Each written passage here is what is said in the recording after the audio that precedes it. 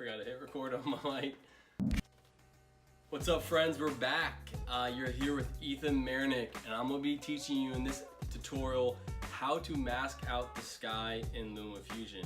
Or in other words, we're gonna be pretty much teaching you how to do a hue saturation change and the steps that I take, how to mask out pretty much any object, which I use the Chroma Key for, green screen it, and then overlay it with any image or video you could imagine. So there are going to be a few things that you need before you begin this tutorial. One of them is being Lumafusion. The second one being your attention, because there is a lot of steps. And 3 is your imagination, because when I'm doing this, I don't want you to just copy what I put out. I want you to kind of go and think of your own creative ways on how to use this for your videos. I think it's groundbreaking that we have the ability to do this right on our phone. With, just a couple months ago, I thought this was only possible in After Effects, but no, it's not. So let's dive into this tutorial. Hopefully you guys, you'll take something out of this and be able to try it out for your own. If not, if you have any questions, feel free to comment or message me. And then yeah, let's just have fun with it, guys. Let's dive in. All right, friends, welcome. Now, before we begin, I just want to throw out a little tip. I find that this way, or this method, really works best when whatever the object is that you're trying to key out or change is one solid color. If it's multicolored, or if it has a bunch of shadows on it or clouds or anything like that, it's not really going to work best to your desired results. So when you're trying to key something out, make sure it's one color, or it's going to kind of overlay and there's going to be a lot of spill. But with that being said, let's go ahead and jump right in. The first thing you want to do is head over here to the toolbox or briefcase, whatever you want to call it, and you want to clone the clip. Clone right here. I'm going to hit clone, and it's going to pop up. Same length, same everything. And now I'm going to go ahead and take that clone clip and drag it right on top. The next step you want to do is you want to click on the bottom clip, and you want to go into your color and effects tab. And now what I usually do, I usually go down here, scroll down to tintype, and find a color that's completely opposite of the sky. So I'm going to go with green. That way you'll see in a second that it really stands out and we know where our mask kind of lays. And so now you can kind of back out of here. Let's go back to our top clip, double click that. And you want to go back down into color and effects. And then over here on my screen in the top right, you're going to see the keyhole where all the chroma keys are. And then what you want to hit is this blue sky key. Now, technically, you probably could use other keys, but for the reason being the sky's already blue, it just makes your life easier. So we're gonna go ahead and hit blue sky key. And voila, it's already changed the sky to our color that we changed to the bottom clip. And we'll kind of scroll through that and see, as you can tell already, there's already some spill on the building and a little bit of the cars and so forth. So what I want you to do is, and I found this little trick which is to be really, really helpful.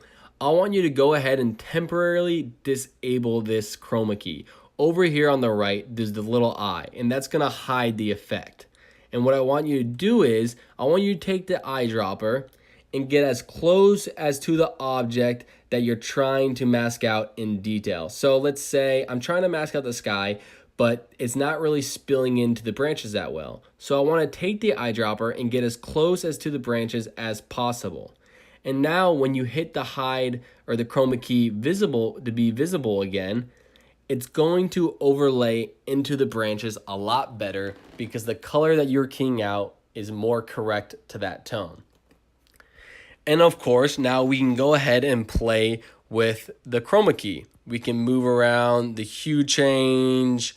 We can move around the saturation to get the spill off the building. We can even play with the brightness and so forth. And let's see how that looks. It's not bad. Maybe we'll bring the brightness up a little bit. And maybe the saturation up a little bit. That way it runs through the trees a little more. And yeah, that's kind of it. And now if you want to go back and change the color of this, we're going to back out of this clip. We're going to go down to the bottom clip, and we're going to go back to the color and effects. We're going to go to our tint type. We're going to go to the bottom, and we can change that tint to any color we want. See, now we want it to be, let's, pink or purple, whatever this color is. And then it's going to change that color. See? I mean, it's pretty cool. Again, it's not this perfect mask where it's going to make everything look, exactly how you want it. There's going to be some spill. It's going to look kind of, a quick method to get it done or whatnot. But for what you can do on your phone right now, I find it pretty dope. And then again, if you want to kind of make some changes, go ahead and play with the hue change and play with the brightness and try to clean up those spills. And you can kind of get it to more your desired results.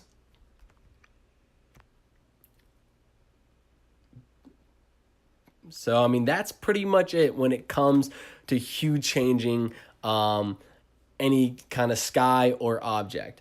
Now, if you want the colors to constantly change, which I kind of had in the first clip I showed you, go back down here to the bottom clip, go over to color and effects, go back to the tint type where you changed the color before. And what we're going to do is we're going to go to the beginning of this clip with our timeline by scrolling to the left, and we're going to set a keyframe. And that's this little plus button right here. And then we're going to go all the way to the end of the clip, and we're going to set another keyframe, which is this single plus button right here. And then what we're going to do is we're going to take this and change this to some other color completely different, like green. And what you'll see as we play this clip back, it's going to start as the first color you set, and it's going to slowly change. It's going to slowly change into the next color. So this will be kind of a fun thing that you guys can play around with keyframes. Now, for the last step on how to mask it out completely. What you want to do is make the sky green, just like this. Make it as green as possible and find the hue and set it to like that. And then what you're going to do is you're going to have your clip, and now it's already set up. You're going to go ahead and you're going to export it as you usually would. It's going to load, blah, blah, blah, ding, ding, ding, bingo. And now we have our clip. I'm going to go ahead and delete these real quick just for the video. I'm going to pull our new clip in, and then we have our green sky. Then what you want to do is you want to double click on the clip. You want to go back into your color effects, go over to your chroma keys, and hit green screen. You want to hide it real quick. So let's go ahead, let's hide the sky, grab the eyedropper, and let's get as close as to the trees as possible. And now we're going to bring it back in. And then we could play with the hue and saturation. We're going to do the saturation a little bit and the brightness. There we go. Again, there is a little bit of a green spill, and there's other ways to play around with this and fix this, but it takes a little more time. And so what we do is we have our green screen sky, and then you can pretty much take any image or any video or whatever you want to play over it, go ahead and import it underneath, and then we have our effect. I just threw a new sky in it, and this is kind of this cotton candy trippy sky, and it looks kind of cool. And you see, you don't even really see the green spill anymore because of the photo in the background. Not a bad trick for what you could do on your phone directly in Lumafusion. It takes a couple steps into doing this effect, but if you do it more often, you'll get the hang of it, and it becomes second nature, and you can start changing any kind of object, whatever color you want, getting trippy, and just making fun, random, creative videos. I hope you guys liked it. I hope you guys can understand my flow. If you didn't, watch it again. I know I always have to watch tutorials more than once. If you have any questions, feel free to reach out to me and let me know. I'd be more than glad to help you out. But with all that said and done, friends, thank you and have a great day.